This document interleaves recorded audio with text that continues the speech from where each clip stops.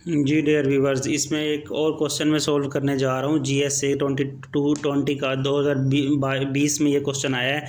इसमें वो एग्जामिनर पूछ रहा है कि 5 girls ABCDNE and 4 boys WXYZ have to go to a trip in 3 cars, car 1, car 2, car 3।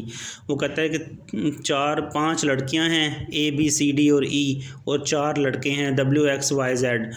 उन्होंने एक ट्रिप पे जाना है, 3 कार्स में वो जाएंगे, कार 1, कार 2 और कार 3 में। ठीक है। The following restriction for seating in cars are to be observe. वो कहता है ये जो कुछ जो है ना उन पे पाबंदियाँ आयद की गई हैं कि वो किस तरह से बैठ सकते हैं कार में। तो ओनली 3, पहली जो पाबंदी वही है कि only 3 persons can seat in a car. एक कार में सिर्फ तीन शख्स ही बैठ सकते हैं। ठीक है। At least 1 girl and 1 boy must be in each. Her car में एक लड़का और एक लड़की का होना ज़रूरी है। और तीसरी जो शर्त है वो है A और D जो है ना, ये दो लड़कियां जो है ना A और D, ये हमेशा इकट्ठी रहेंगी। इन्होंने यानी कि जुदा नहीं होना, इन दोनों ने एक ही कार में बैठना है। और जो चौथी है रिस्ट्रिक्शन, चौथी जो शर्त है वो ये है कि Z can not seat with B और C in same car. Z जो है ना वो B में बैठ सकता है, ना वो C में बैठ सकता है। ठीक है। ना वो B के साथ बैठ सकता है और ना वो C के साथ बैठ सकता है एक सेम कार में। ठीक है। वो कहता है कि आप बताएंगे किस तरह से ये लड़के और लड़कियां कारों में बैठेंगे। तो आप देखें ज़रा, इसको मैंने ना पहले इसका एक टेबल बनाया है। तो लिखा है कार 1, कार 2 और कार 3। ये आपको सामने नज़र आ रहा है, कार 1, कार 2, कार 3। अब देखें कार 1 के अंदर अगर हम देखें तो पहली रिस्ट्रिक्शन क्या है, यहाँ पर हमने पढ़ा है कि पहली रिस्ट्रिक्शन में वो कह रहा है कि 3 शख्स ही बैठ सकते हैं एक कार में। अब हमने पहली कार में 3 शख्सों को अरेंज करना है। अब यहाँ से हमने सारी पहले शर्त पढ़ लेनी है।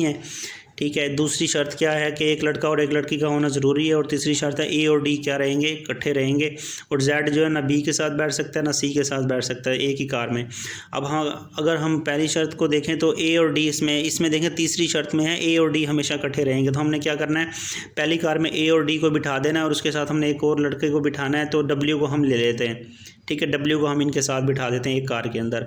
अगर हम दूसरी कार में फिर देखें तो हम देखते हैं कि Z जो है वो, जो Z लड़का है ना, वो ना B लड़की के साथ बैठ सकता है, ना C लड़की के साथ बैठ सकता है।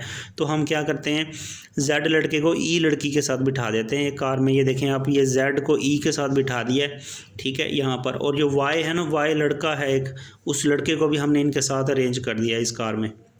ठीक हो गया। बाकी हमारे पास क्या बचे, B, C, ये 2 लड़कियां बची और X लड़का बचा है। तो B और C को इकट्ठा बिठा के इनके साथ एक लड़का X को बिठा दिया। इनके हमने इसको इस तरह से अरेंज किया है कि इनकी शराइत देखें कि अब ये जो 4 शराइत उन्होंने दी हैं इस क्वेश्चन के अंदर, ये पहली, दूसरी, तीसरी और ये चौथी, सारी की सारी जो है ना इस टेबल, ये जो टेबल है ना, इन चारों शराइत को जो है ना वो सेटिस्फाई कर रहा है। अब ज़रा इसको गौर से देखें तो ये चारों शराइत को सेटिस्फाई कर रहा है। वो क्वेश्चन में यही पूछ रहा है कि इन लड़कों और लड़कियों को आपने 3 कार्स में अरेंज करना, भी अरेंज करें। तो ये भी एक जनरल एबिलिटी का एक क्वेश्चन है। ये अक्सर जो है ना इस तरह के सवाल आते हैं CSS के एग्ज़ाम में। और ये भी मैंने पीछे पास्ट पेपर से ये क्वेश्चन उठाया, GS से जनरल साइंस एंड एबिलिटी 2020 के ये पेपर में क्वेश्चन आया हुआ है। ठीक है डियर व्यूअर्स, थैंक यू।